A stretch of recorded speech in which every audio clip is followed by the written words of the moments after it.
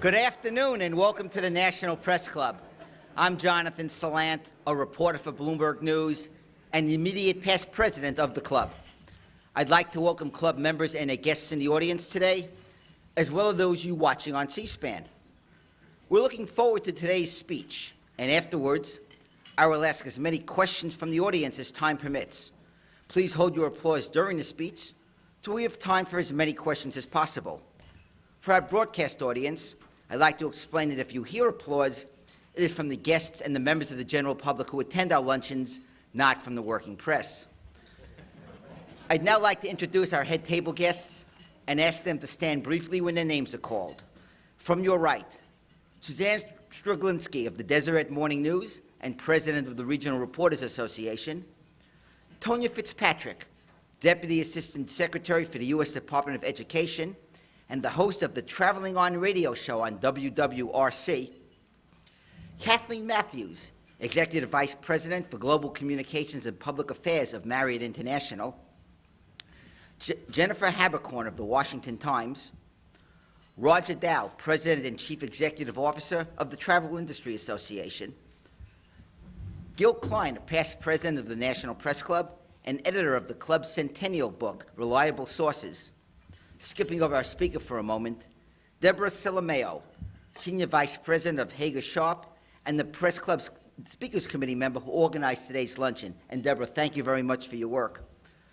Arnie Sorensen, Chief Financial Officer of Marriott, Lorraine Wohlert, my colleague at Bloomberg News, Andy Glass, Senior Editor at Politico, Pat Cheney, Executive Director of the National Coalition on Healthcare and Chair of the National Press Club's Travel Committee, and Jim Asiendo, News Director of WAMU 88.5.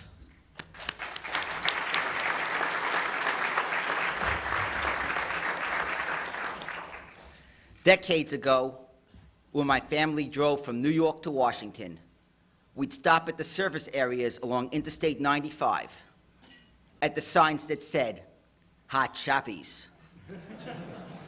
Years later, I learned two things. First, they were the seedlings of what would grow into one of the world's largest hotel chains, a $16 billion corporation, Marriott International. And second, they were pronounced hot shops. Today, instead of hot shops and Roy Rogers and Rustler Steakhouses and, alas, Farrell's ice cream parlors, the Marriott's name means Ritz-Carlton and Renaissance and Residence Inn and Courtyard. Today, Marriott is to hotels what McDonald's is to fast food. And if you ever forget the name of the company's founder, just look at the hotel next to the press club, the J.W. Marriott. Today's speaker, John Willard Marriott Jr., known as Bill, is the son of the person whose name is on that hotel. Bill Marriott is the Chairman and Chief Executive Officer of Marriott International. The company is regularly named by Fortune magazine as one of the best places to work. As Mr. Marriott told the Washington Post, its basic Christian principles: treating your people right, loving your people, and if you love them, they'll do anything for you, and your customers will get wonderful service. Marriott is in the midst of an effort to reduce greenhouse gas emissions by 1 million tons by the end of the decade. He has pushed for simpler ways for foreign visitors to enter the United States and for ways to allow undocumented immigrants to stay here legally. The Marriotts are members of the Church of Jesus Christ of Latter-day Saints, and you'll find the Book of Mormon in their hotel rooms alongside the Gideon Bible. For president, they're supporting fellow LDS Church member Mitt Romney, whose given name is Willard, named for the original J. Willard Marriott. In fact, Governor Romney used to sit on the Marriott board. And unlike other hotel chains, Marriott has refused to enter the gaming industry. Still, Mr. Marriott has been criticized because the televisions at his hotels contain adult content. Mr. Marriott and his daughter, Donna, have 3 sons and a daughter, all of whom work in the family business. One answer we're waiting for is whether one of them will take over the company when Mr. Marriott retires. As for the immediate future, Mr. Marriott is planning boutique hotels with designer Ian Schrager. As the father of a 10-year-old, I'm much more excited about his plans to open a chain of family-oriented resorts with Nickelodeon. And Mr. Marriott, I understand you shared the stage with SpongeBob and got slimed. There's a story Mr. Marriott often tells, but he's not going to tell it today, so I will. A traveling salesman comes to breakfast in the hotel dining room and asks the waitress for some eggs over easy and some kind words. She comes back with the food, and as she turns to leave, the salesman says, "What about those kind words?" The waitress replies, "Don't eat them eggs." Let's welcome Bill Marriott to the National Press Club.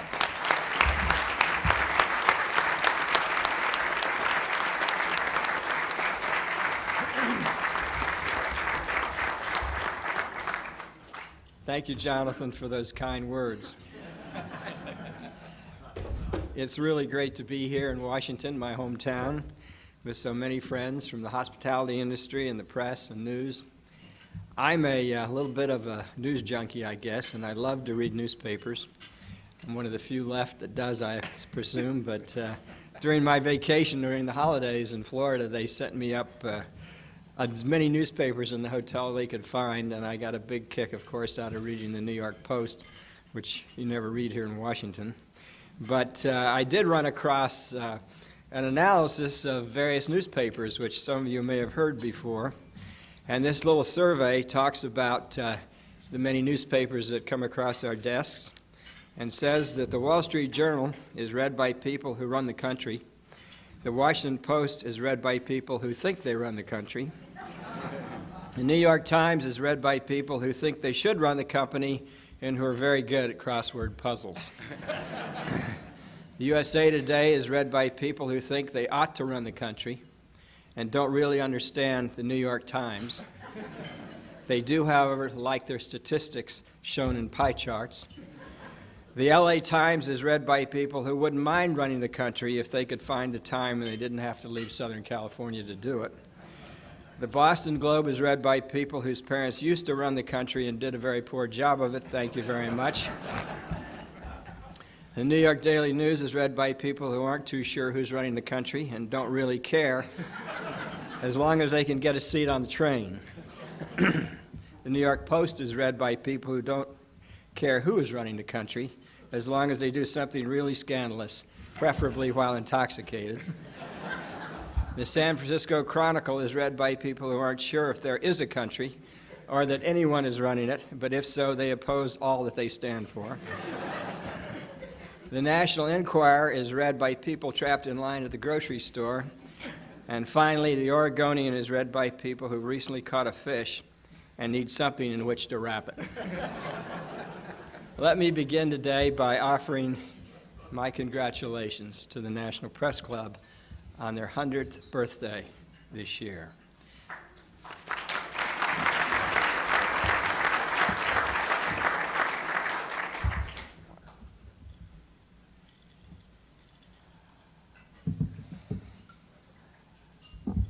My mother, Alice Sheets Marriott, would have celebrated her 100th birthday last year.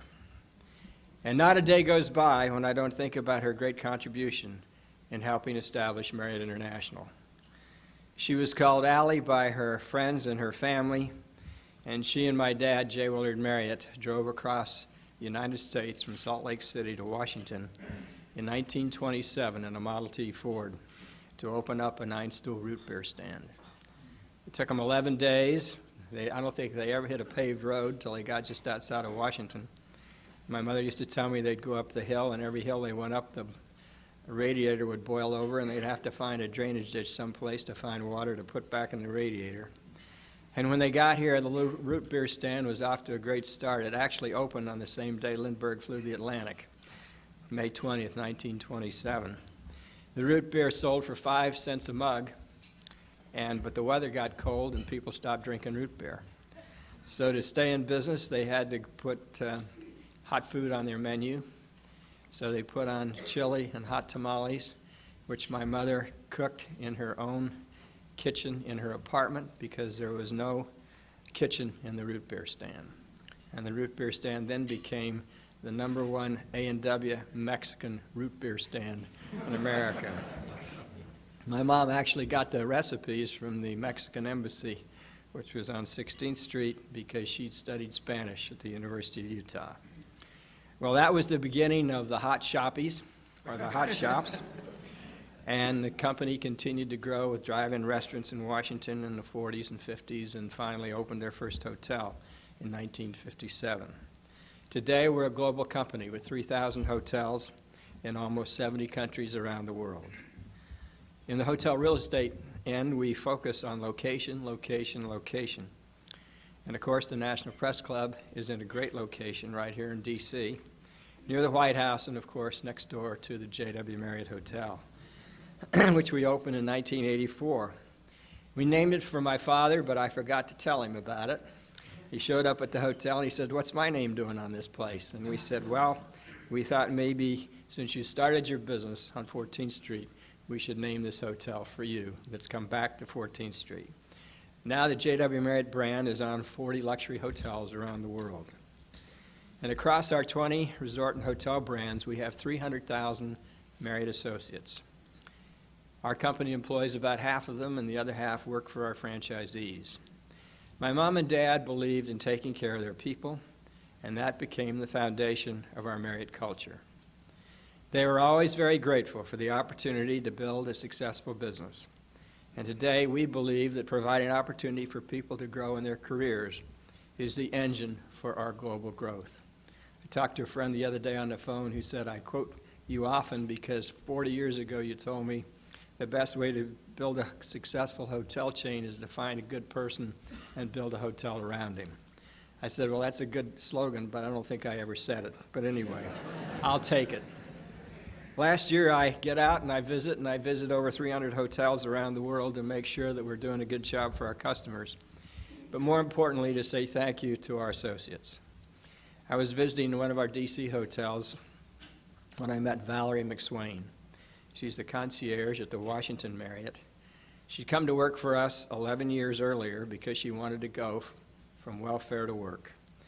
Valerie told me how she'd been able to build a career and give her children an education. She has 2 sons at Morgan State University, a sophomore and a junior, and her daughter has earned a master's degree.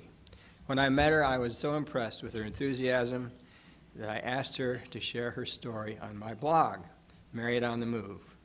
Valerie is here today. Would you please stand, Valerie? Delighted to welcome you.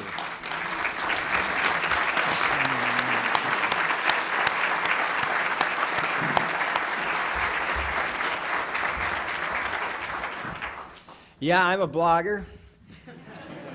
Had a time of my life this past year posting more than 75 blogs on Marriott.com, which is our home page. You can also book a room on Marriott.com, and my people tell me we've booked $3.5 million worth of rooms because of my blog, so I'm waiting for my commission. But I don't qualify, I'm afraid. The blog connects me very well with our guests and associates all over the world, and it's like talking to somebody really face-to-face. I'm certainly not a techie. I don't even own a computer, but I do record my blogs on a digital recorder, and one of my Gen Y associates downloads it to a podcast. It's really pretty cool. I've been able to share my ideas and my concerns with a global audience in the blogosphere, whatever that is. We even got some reporters who picked up news stories from the blog. I posted pictures from my hotel visits on Flickr, whatever that is. Today, Marriott has its own news site on YouTube with videos about some of our key initiatives. So you might say we've entered the age of Marriott 2.0. I'm not sure that my mom would have thought of all this, even though she was a modern woman for her times. And one of her legacies is in our audience today. Jimmy Pascal is our new Senior Vice President for External Affairs and Global Diversity. She worked for Marriott for 17 years, took a spin with a telecommunications startup, and then worked with Volunteers of America. She's now returned to Marriott just this week to head up our Global Diversity Program. We're proud of our efforts toward having 500 women and minority-owned hotels, and we've reached our goal to spend $1 billion with minority and women-owned suppliers 3 years ahead of schedule. Jimmy will take that program to a whole new level. She's a Washingtonian, the mother of 2 children, and another example of how providing opportunities to people makes our company successful. Jimmy, would you please stand?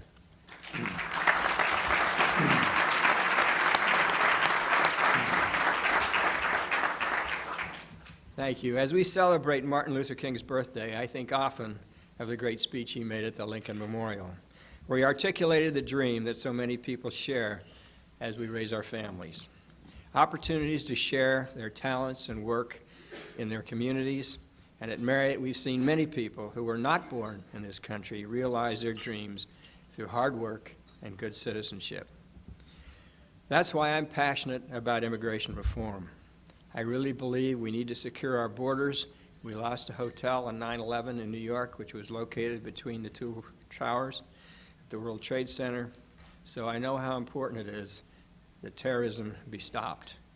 But I also realize it's impossible to send 12 million undocumented immigrants home. We really need to cool the rhetoric and work together to come up with a federal solution, one that creates a workable verification system so that we employers know who we're hiring and who are authorized to work.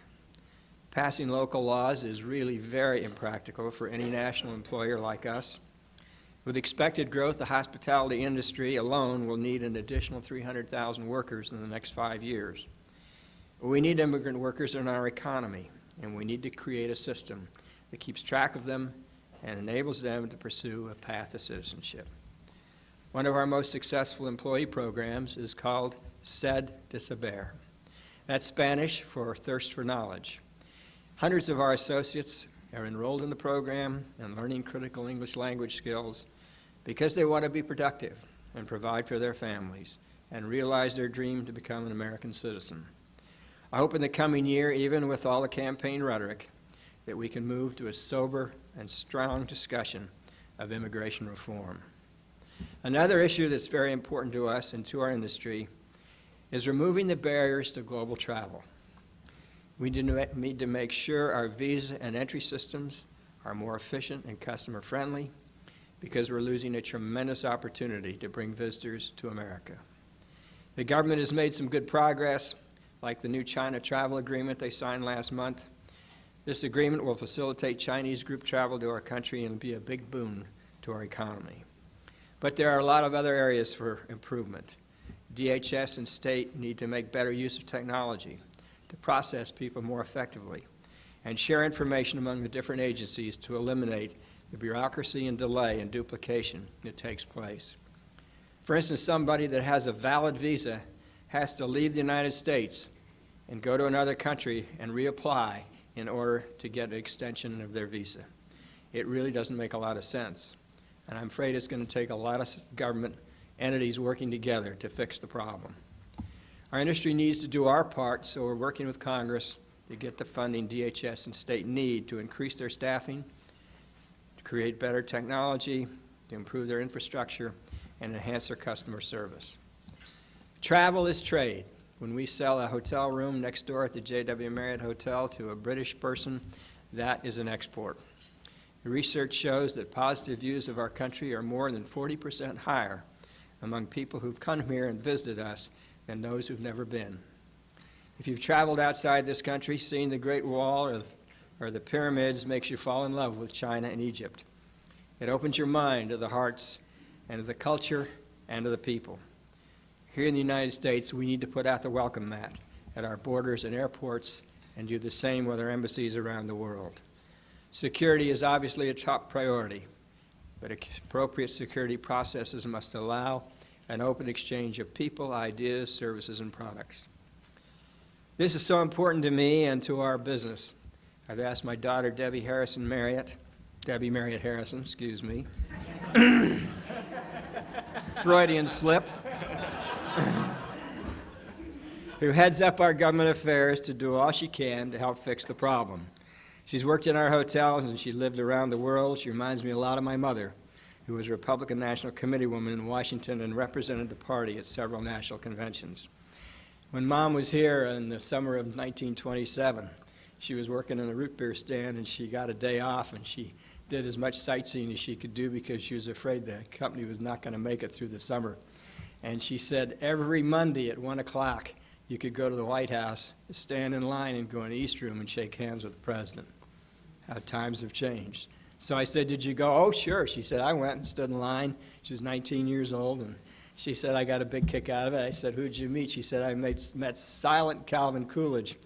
And he said, how do you do? And he moved me on, and that was all I got to say. And he said, but she always remembered it and talked about how much Washington had changed. Like her grandmother, Debbie understands the issues we're facing. She's a passionate advocate for Marriott. She has her grandmother's great diplomatic skills. I'm proud of her. Debbie's here today with her brother David. Would you both please stand?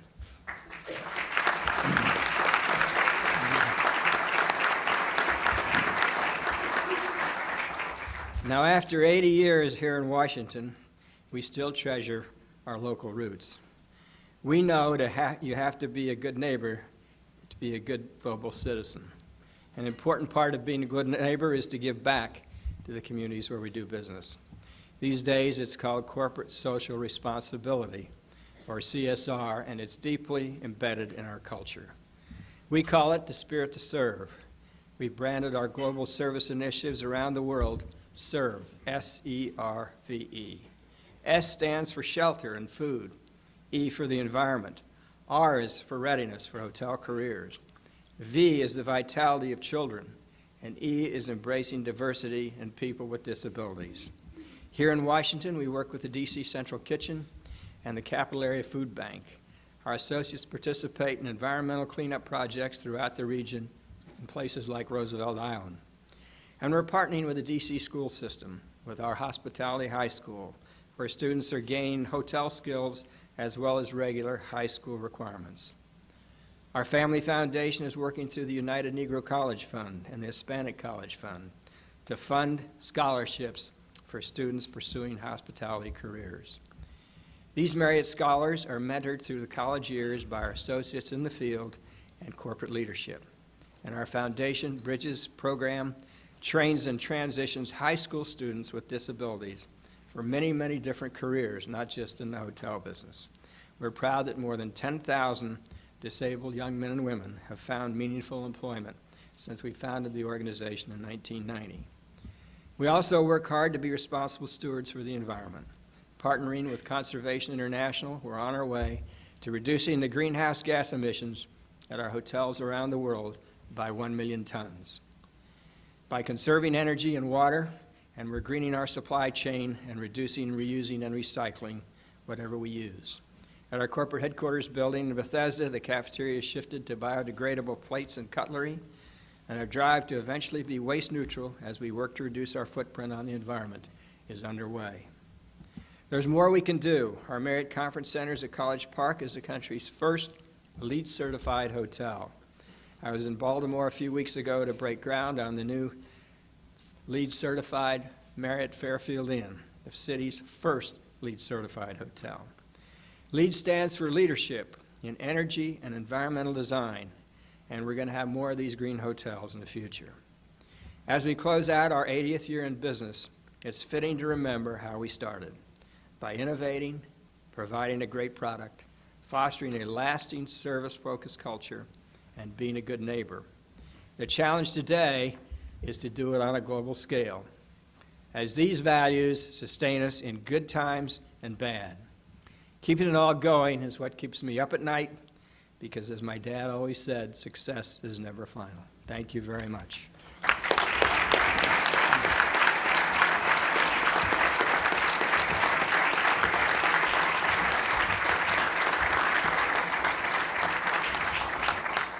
A reminder, if you have questions for our speaker, please write them on the cards at your table and pass them up to me.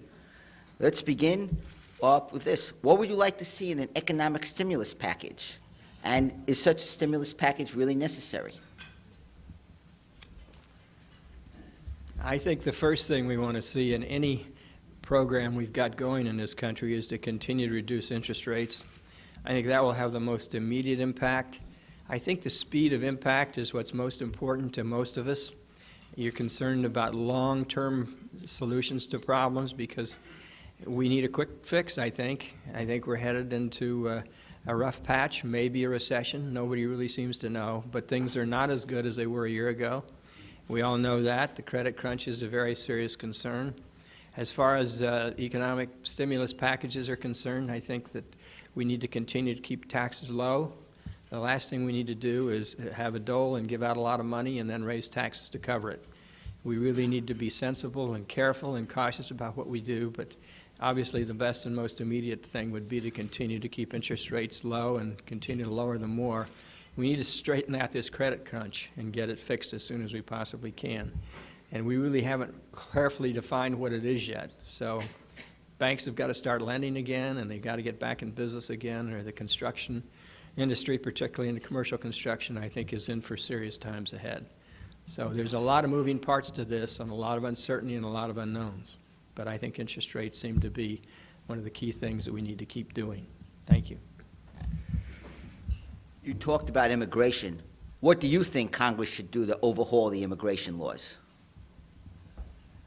We need a verification system that works. We need to be able to, when somebody comes into our office for an job interview and presents their documents, we need to be able to check those documents against a verifiable system that says these documents are real and this person is in the country legally.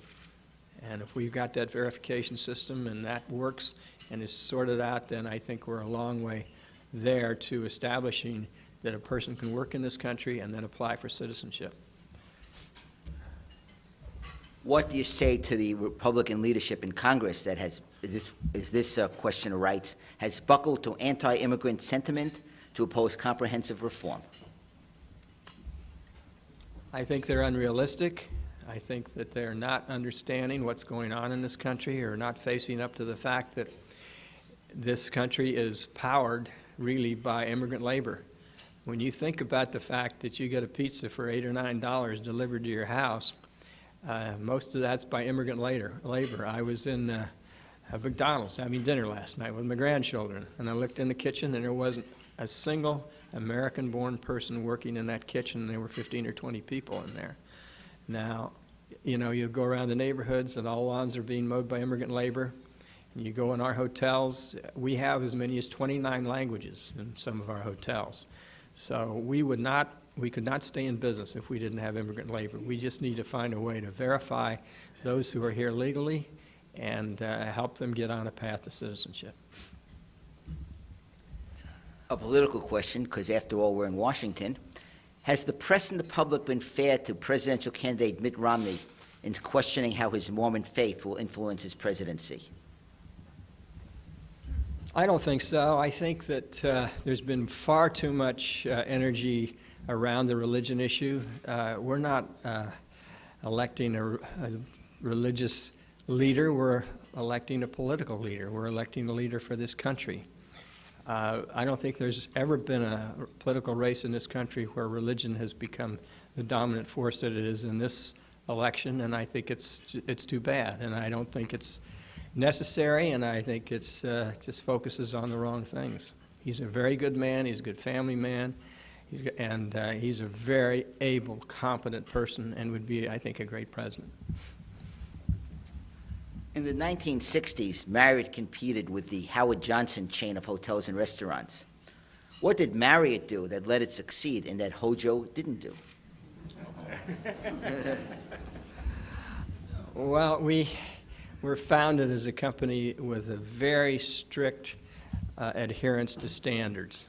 My father was a stickler. He was a perfectionist, and he inspected kitchens until 2 and 3 in the morning. He was around the hot shops making sure the parking lots were hosed down every day. He was absolutely persnickety about the quality of the food to make sure it was as good as it could be. And these standards and this bedrock of high standards and great customer service is what's carried our company forward. And the basic culture that he established in the hot shop restaurants back in the 30s and 40s, we continue to carry forward in the hotel business today. And I think that's why around the world we are successful in the business, is because of our high standards and the emphasis we put on quality and quality control. Are the rising costs of health care causing problems to Marriott and all of corporate America? What are the solutions to the health care issue? I have no clue.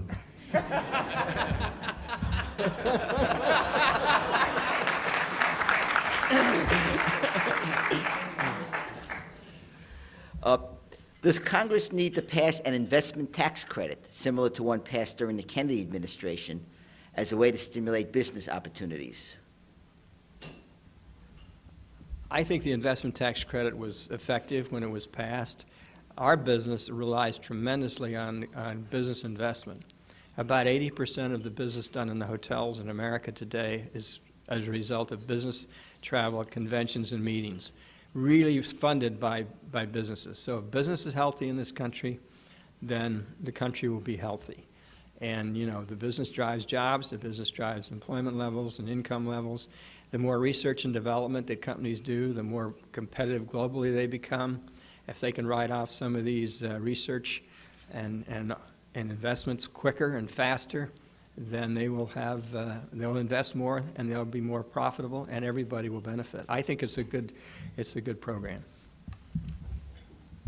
Speaking of taxes, do you favor an increase in the federal gas tax to build or expand roads? I'm not sure about that. I'm not an expert on funding the roads programs in this country, but you know, there may be an opportunity to have more toll roads. I grew up on the toll roads because back in the days in the 50s, the hot shops were all over all the toll roads, all the way from Florida up to Maine. And I think the toll roads have been good, and I think maybe we need a few more toll roads that can help pay for these bridges. Let the people that use the roads pay for the bridges rather than put a gas tax on that everybody has to pay. We have several questions about your green initiative. This questioner writes, Marriott has made a commitment to reduce greenhouse emissions, but I have never seen any recycling containers at Marriott properties that guests could use. Would you consider expanding the company's commitment to the environment by starting and promoting a recycling program at your properties? Yes, we would. We're working on it. We think it's very, very important. One of the green issues we do have is there's a card in most of our rooms which says if you stay more than one night and you do not want to put your towel in the laundry, then you can hang it up. Otherwise, put it on the floor and we'll wash it for you. But if you keep it for 2 or 3 days, that's less water, less heat, and less environmental impact. So we're working on that, but recycling is good. We do it at corporate. We do it in our hotels and the kitchens. And we really would love to have a way to easily have our guests participate in recycling. What factors led to the Green Marriott program? Well, we understand that's a major issue with our guests, with our employees, with communities in which we live and serve. And we really do want to be a steward of our environment. When you travel to our hotels around the world, so many of them are in resorts. Resort areas are very, very sensitive. I was in Fort Lauderdale during the holidays.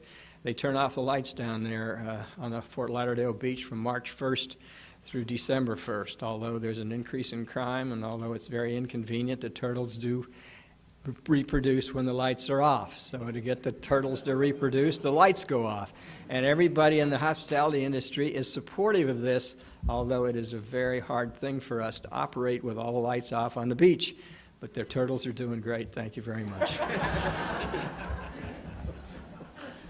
What impact has the Green program had on your business, and what can other businesses learn from what you're doing? I think it's increased our perception among our guests and our employees and also the communities in which we serve that we're a good citizen, that we're doing our part to help in the environment. And I think people in the industry really need to embrace this, think about it, think what they can do to, I think all of us now are using these little lights that last forever and use less energy that look like a corkscrew or something. They're funny looking little white lights that go on, and they do put out a good light in the room. And so I think that there's just many, many things we can do and continue to do. We're always looking for new ways to reduce our impact in the environment. This questioner wants to know about another recycling issue, if there is one. People check in, use the little soaps once or twice, and then leave them behind. What do you do with all those soaps? We get rid of them. I don't think anybody in this room would want to use somebody else's soap.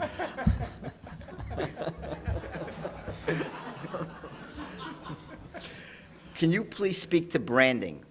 What does it mean to you to be the brand? Well, if I am the brand, I don't think I am the brand, but the fact that our name is over the door of the hotels in which we operate and serve, it just gives an added sense of responsibility. It gives me another reason to stay up at night and worry about the fact that everything is going as well as it should go.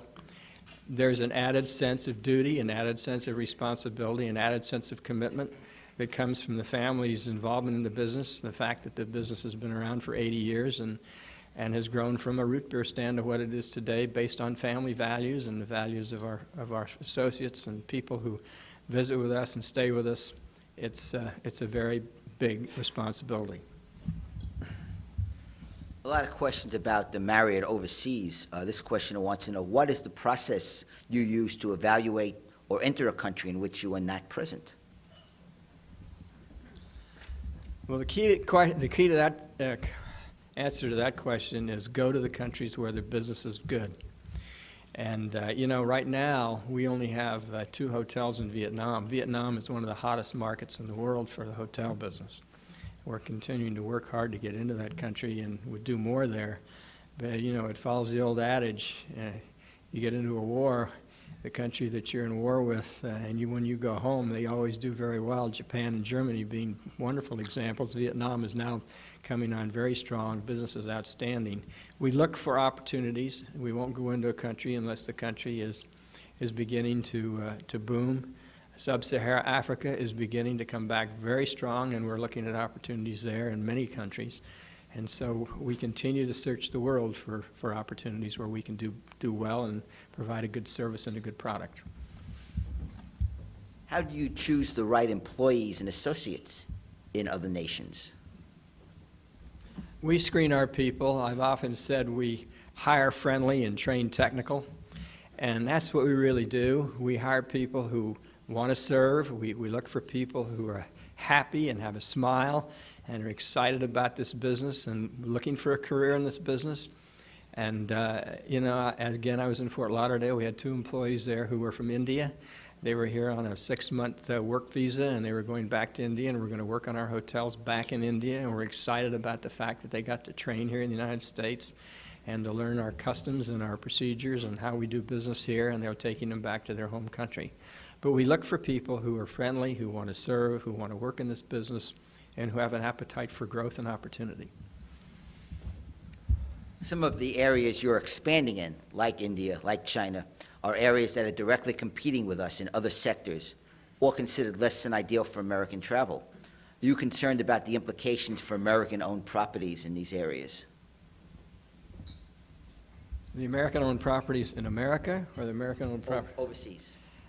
Most American-owned, there are hardly any American-owned properties overseas. We don't own a single hotel outside the United States. We have a lease on a hotel in Frankfurt, Germany, and that's about as close as we get. So what we do is we work with local developers and partners. We manage on their behalf, or we sometimes let them franchise our name if we have tight controls over what they do. But our investment outside the United States is very, very tiny. And the hotels outside the United States are almost 100% owned by others. This questioner wants to know if the reputation of the United States abroad, which he says is sinking, has that affected your industry? No, it really hasn't. Our reputation abroad for American brands is terrific. The Chinese, the Russians, all these various countries around the world really love American brands. And that's why, one of the reasons why we're successful overseas. We've opened a Ritz-Carlton in downtown Moscow, right on Red Square, which is extremely successful. And again, it's the branding. And it's just thrilling to see how people around the world embrace American brands. Whether it's Starbucks or McDonald's or Marriott or whatever it is, they really flock to the good old American brands. What are some of the secrets of building a successful family business in today's global economy? Well, we are a family business, and we try and treat our associates like members of our family. We try to treat them fairly. We try and give them opportunities. And when they need help, we give them help. We train them as best as we can, and we encourage them to stay with us. I was talking to an executive the other day who was commuting out of another city to Washington, and I said, "You moved your family back home?" And he said, "Well, we love the city that we came from. And when I came to Marriott 5 years ago," he said, "I thought, we'd leave in 5 years."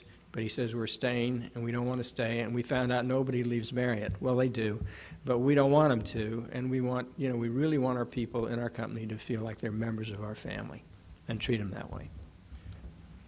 We have a request for a financial tip. Is Marriott stock a good buy at the current price? I always believe Marriott's always a good buy. Thank you. What has been the impact of Marriott's no smoking policies? It's been extremely favorably received. Over 95% of our guests have written us and told us that they really are in favor of this. There are just a few who have said they're concerned about it because they can't smoke anymore, but even those people, I've talked to several of them, told me that they did never want to stay in a smoking room because it smelled so bad when they moved in, all they were smokers.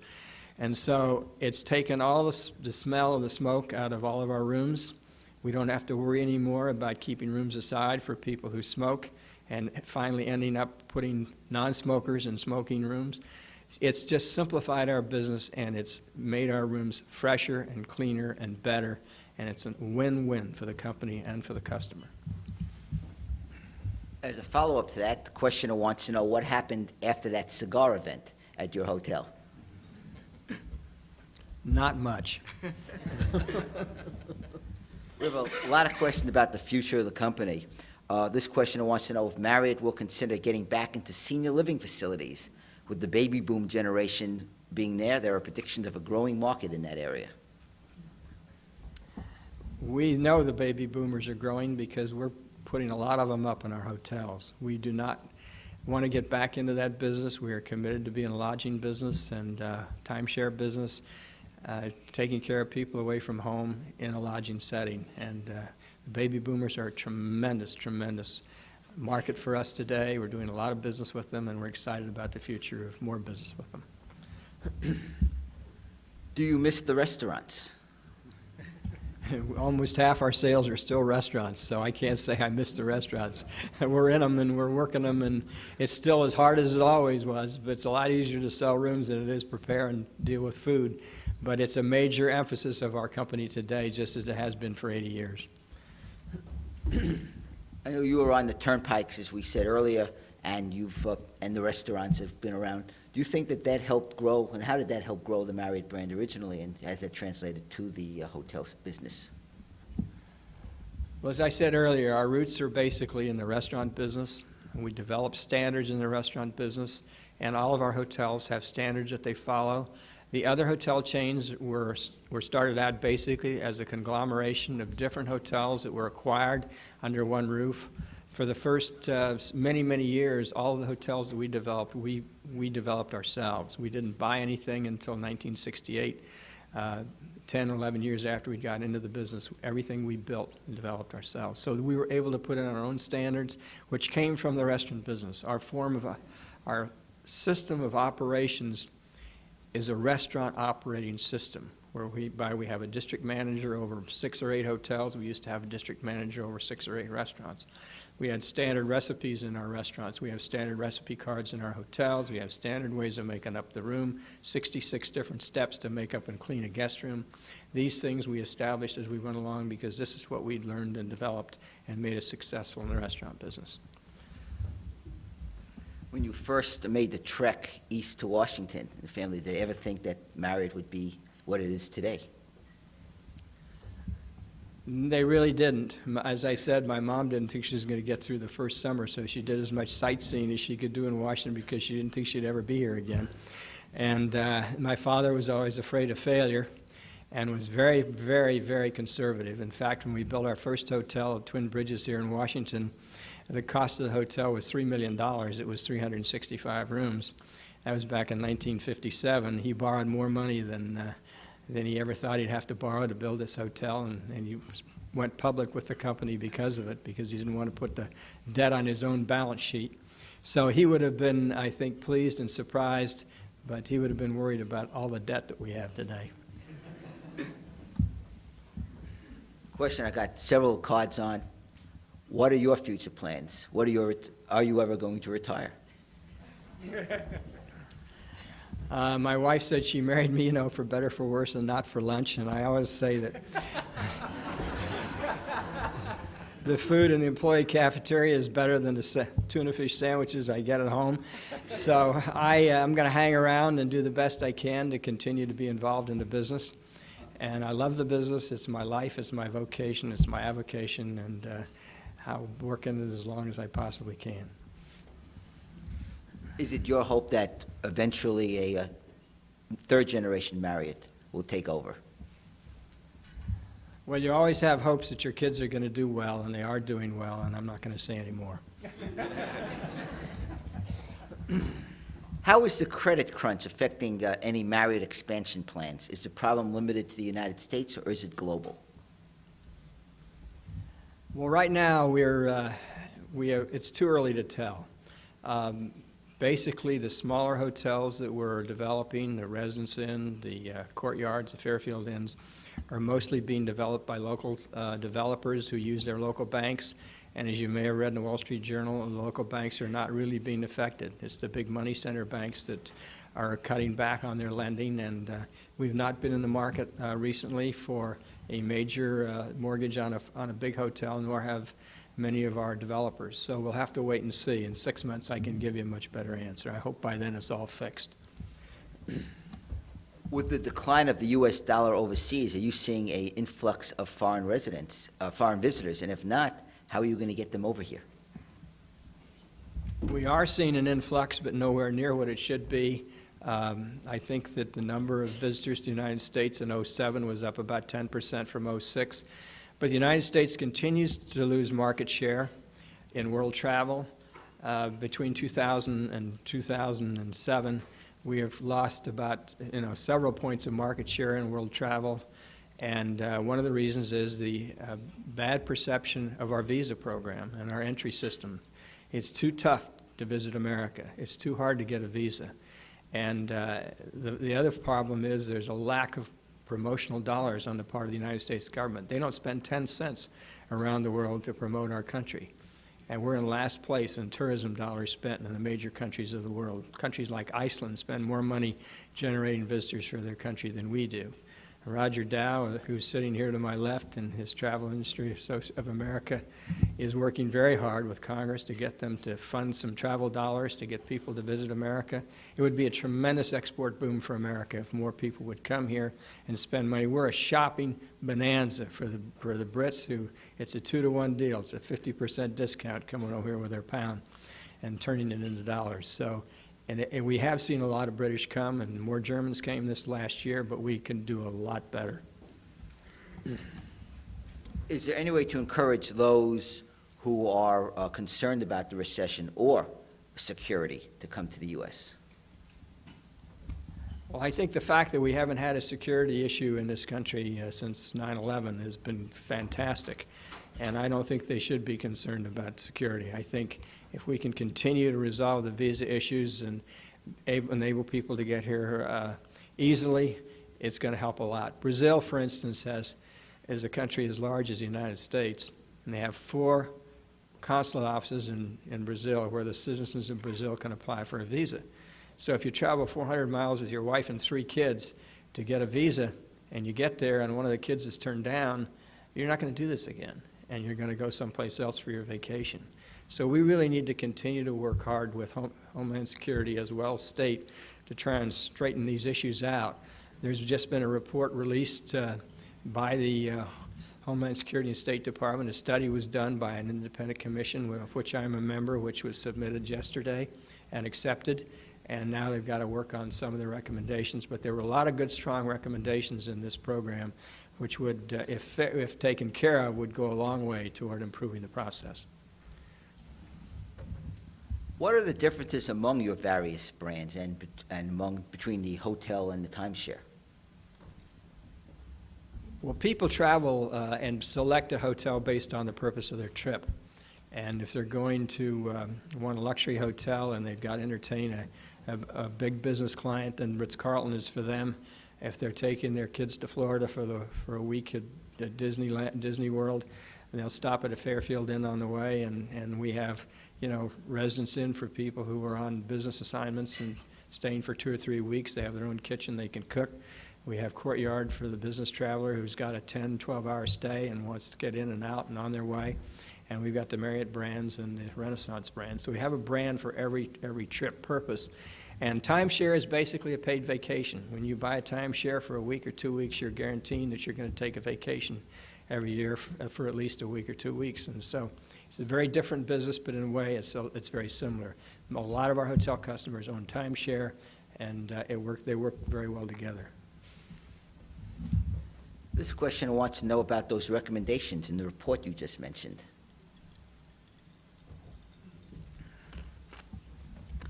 Well, too many to list, but several of them involve what happens to a person who applies for a visa and is turned down.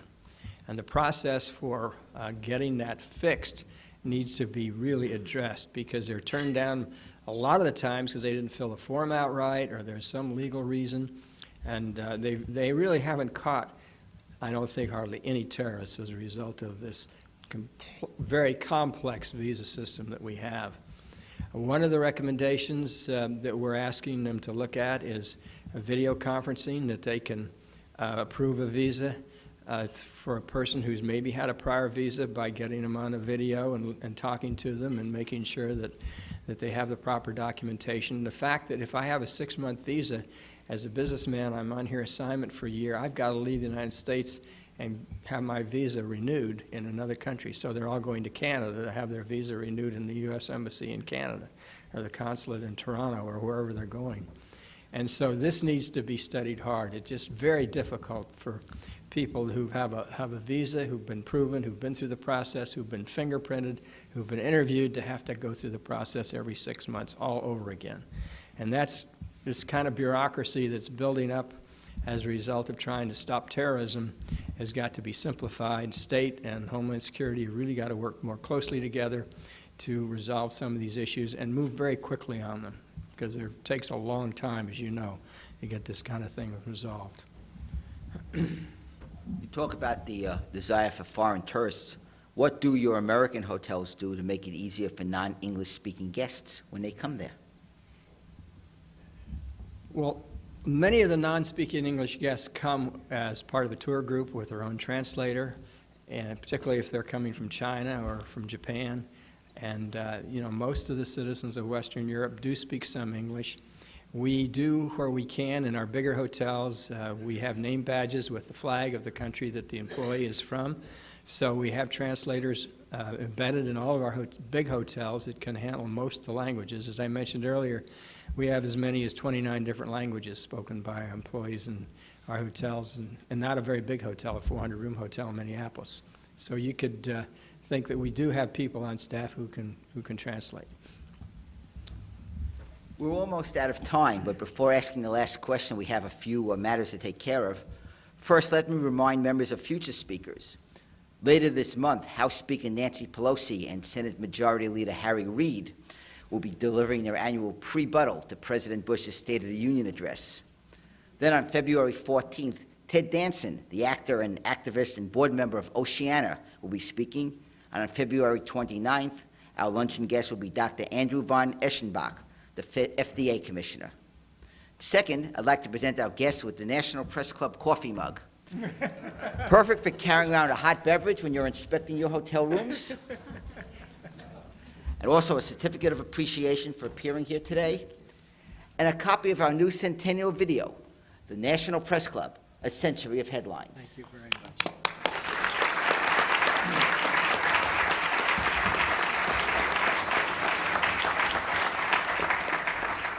For our last question, you've been married for 50 years while constantly being on the road.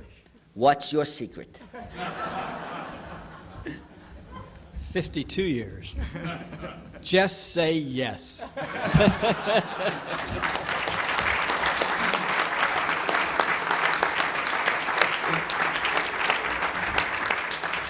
I'd like to thank everyone for coming today. I'd also like to thank National Press Club staff members Melinda Cook, Pat Nelson, Joanne Booz and Howard Rothman for organizing today's lunch, and thanks to the Eric Friedheim Library at the National Press Club for its research. The video archive of today's luncheon is provided by the National Press Club Broadcast Operations Center. Press Club members can get free transcripts of our luncheons at our website, www.press.org. Non-members may buy transcripts, audio tapes, and videotapes by calling 1-888-343-1940. And for more information about joining the Press Club, please call us at area code 202-662-7511. Thank you very much again. We're adjourned.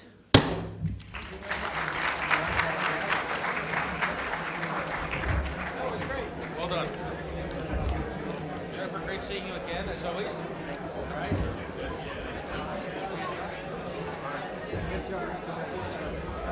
Good job on that show. Sam in there. Good stuff.